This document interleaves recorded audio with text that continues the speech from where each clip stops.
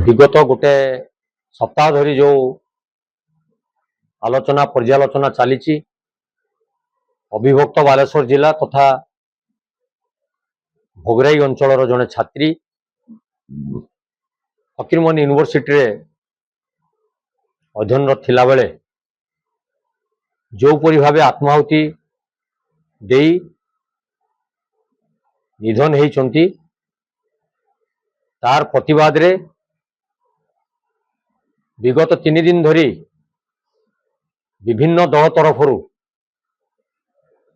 सरकार को विभिन्न प्रसंग रे आलोचना को नेले मध्य सरकार एक कथा को आड़े जाउचंती। दुखर कथा गतकाली राति रे से झीवर देहांत हो जाइए एम्स हॉस्पिटल ले किछि बुझा पड़ू नहीं जे सरकार राति अधिया कौन पाई तार डेडबोर्ड टाको शिफ्ट करेले। जेहेतु आम पाखे खबर अच्छी जो दिन दुर्घटना घटी ता पर दिन ठारू से छात्री जनक कौ अवस्था रे अछंती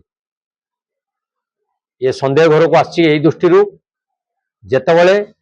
आमर पर्यवेक्षक टीम राज्य आछंती महिला कांग्रेस सभानेत्री जड़े विधायिका एमाने जेतेबेले बालेश्वर हॉस्पिटल को जाइछंती तांको परिदर्शन रे देखा करिबा पई अखिल भारतीय विद्यार्थी परिषदर किछि युवक एवं किछि युवती बा छात्र छात्री से बाधा उपजेइछंती जे ता भीतर को न जीवा पई ये वर्तमान गोटे संदेहर प्रश्न उपजिछि। द्वितीय कथा जेते ताको एम्स मेडिकल को स्थानांतरित करा जाइछि सेठी मध्य जड़े विधायक जो अंचल से झीवर घर से अंचल स्थानीय विधायक सी मध्य जेते ताको देखा करने को जाइछंती बा साक्षात करने को जाइछंती तांको मध्य सेठी विद्यार्थी परिषदर बंधु माने छात्र माने छात्री माने तांको मध्य बाधा देइछंती जो द्वारा कि आज ये कथा प्रश्नवाची उठी सरकारंकर दलर छात्र संगठन छात्री जो सुरक्षित नुहंती साधारण लोक सेठी कौन न्याय पाइबे। साधारण लोकों को राज्य सरकार कौन सुरक्षा देवे। आ टिके पछको आपण जदि चली जिवे विगत दिन रे देखिबे अमेरिकार राष्ट्रपति जहाको कि भारतर प्रधानमंत्री निजर बंधु बोली कहती तांको पाई जाई अमेरिका रे निर्वाचन प्रचार करुथुले से एक विवृत्ति देले भारत वर्ष रे 6 गोटी राज्य मध्यरु ओडिशा गोटे राज्य सेटिकी तमे सपरिवार जाओ नहीं महिला माने एकला जाओ नहीं कारण सेठी नारी माने सुरक्षित नुहंती। ये एक निंदनीय घटना एवं लज्जाकर कथा आम राज्य पाई एक कथा कहवा को बाध्य हेली जे केंद्र रे बीजेपी सरकार राज्य रे बीजेपी सरकार ये होचंती डबल इंजिन सरकार तेणु डबल इंजिन ले डबल विकास हवा कथा किंतु डबल इंजिन ले डबल धोखा दिया चली लोक मान को विकास ना रे विनाश आड़ को टाणी निया जाउछि। मुझे कहीदेवा को चाहे नारी मानकर सुरक्षा पाई जेतेबेले ये बीजेपी सरकार नेता माने विरोधी दल रे बसितिले विगत दिनर 24 वर्षर बीजेडी सरकार को सेमाने जो भली भावे घेरीतिले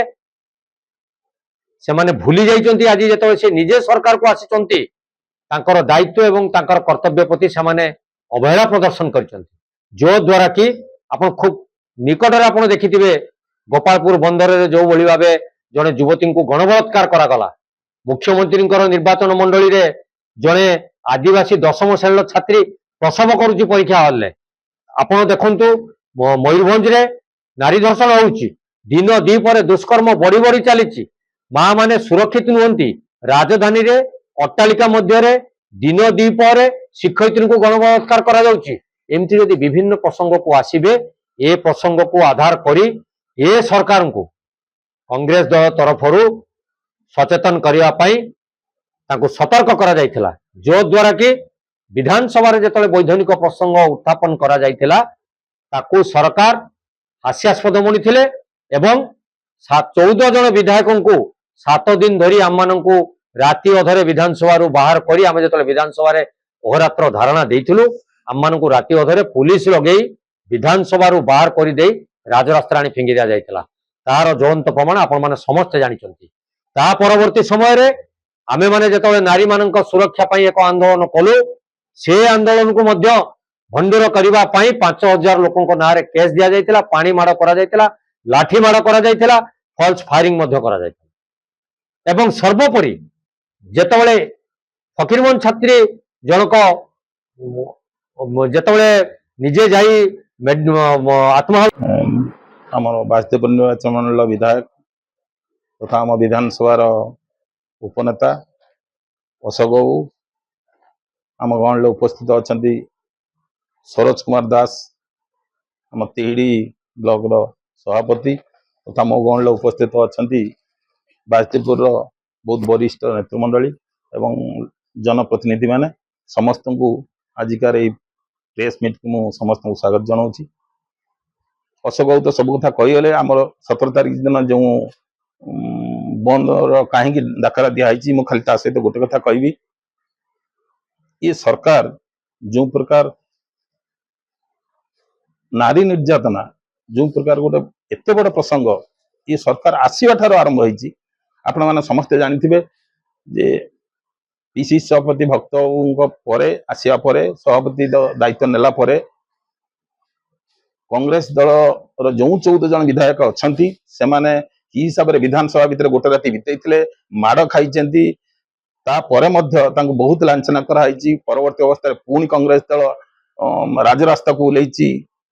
भुवनेश्वर कहीं समस्त ब्लॉक लेवल हो जिला लेवल हो मतलब प्रतिवाद स्वर उठे